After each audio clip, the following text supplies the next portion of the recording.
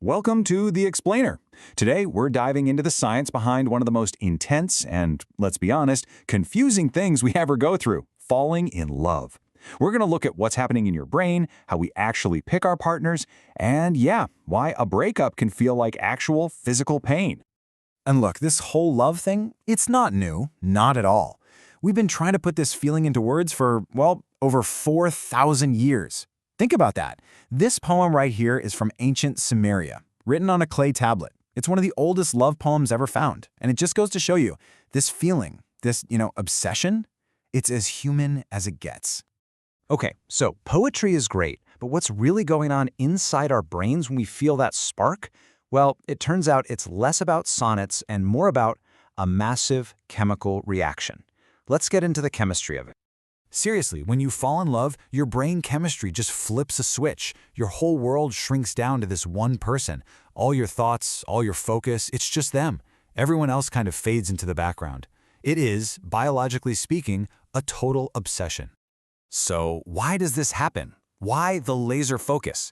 Well, scientists have a couple of big ideas. On one hand, you've got the deflection hypothesis. This basically says your brain is actively pushing away thoughts of other people. It's like it's putting up blinders.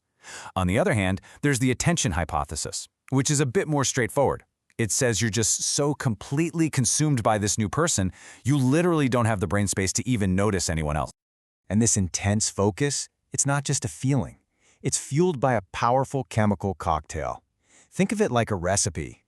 You've got oxytocin, that's the cuddle hormone, building trust.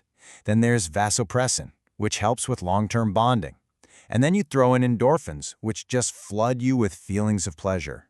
Mix them all together, and you've basically got the biological glue holding a new relationship together. Let's talk about endorphins for a second, because they're a huge deal here. They're basically the brain's natural opioids, its own feel-good drug. And yeah, you get a rush from physical touch, but here's the cool part. You also get them when you laugh with someone. A lot. It creates this feeling of contentment, of safety, which is why sharing a good laugh is one of the absolute best ways to bond with another person. Okay, so the chemistry is there. It's what gives us that dizzy, head-over-heels feeling. But how do we get from that wild rush to actually choosing someone? Deciding this is the one. Well, one of the best explanations comes from a psychologist named Robert Sternberg. He came up with this triangular theory of love. He said love is made of three main things. First, there's intimacy. That's the closeness, the connection. Then you've got passion, the fire, the desire. And finally, commitment, the actual decision to stay with that person. And the way you mix those three, that's what defines your relationship. But it's not just about these big abstract ideas. Our choices are also guided by what we're looking for in a partner. And you know where we can see this play out really clearly? In old-school Lonely Hearts ads. The data from them is actually fascinating. So what's the number one must-have trait people look for? Well, when researchers looked at thousands of these personal ads, one thing popped up again and again for both men and women: a good sense of humor. Yep, GSOH. What's interesting, though, is that women seem to value it just a little bit more. Over half of them said it was a non-negotiable. And this all ties into a classic evolutionary dilemma, especially for women. It's often called the cads versus dads problem. Do you go for the cad, the partner with maybe the best genes, but who might not be the most reliable? Or do you go for the dad, the dependable one, who's a good provider, even if their genes aren't quite as flashy? It's this constant trade-off between good genes and good investment. All right, so let's say you found the one. The next challenge is, where do they fit in? You have to make space for this huge new relationship in your life with your friends and family. And, well, it turns out that making room for love has some surprising consequences. Think about your social circle. Not your hundreds of online friends, but your inner circle. The people you can't imagine living without. For most of us, that number is actually pretty small, around 15 people. And what's wild is that it's almost always split 50-50 between family and friends. That's your core support system. So what happens when someone new, a romantic partner, enters that super tight inner circle?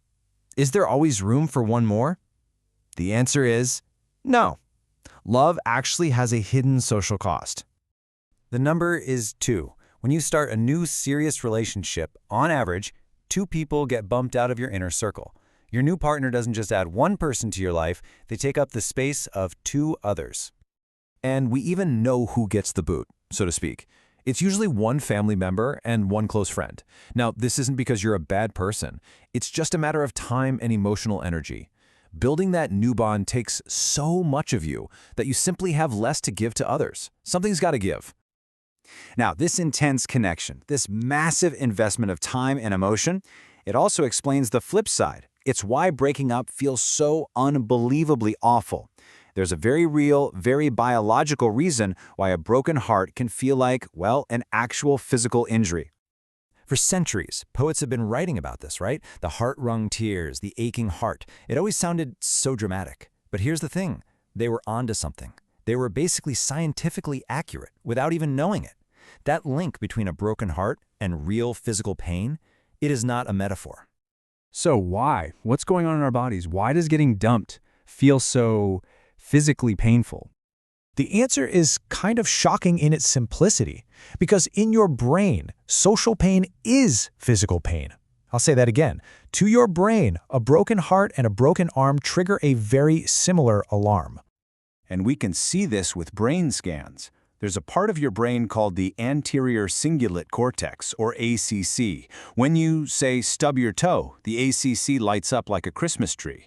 Well, when scientists put people in an fMRI and make them feel socially rejected, guess what? The exact same part of the brain lights up. It's our brain's universal, uh-oh, this is bad alarm, and it doesn't care if the threat is a predator or a breakup. So when you put it all together, it's pretty clear we're dealing with some ancient wiring in our brains. This machinery evolved for a very different social world. And that leaves us with a big question, right? Now that we understand this science, the chemistry, the social costs, the real pain of rejection, how can we use that knowledge to navigate love and relationships a little bit better in the crazy modern world we actually live in?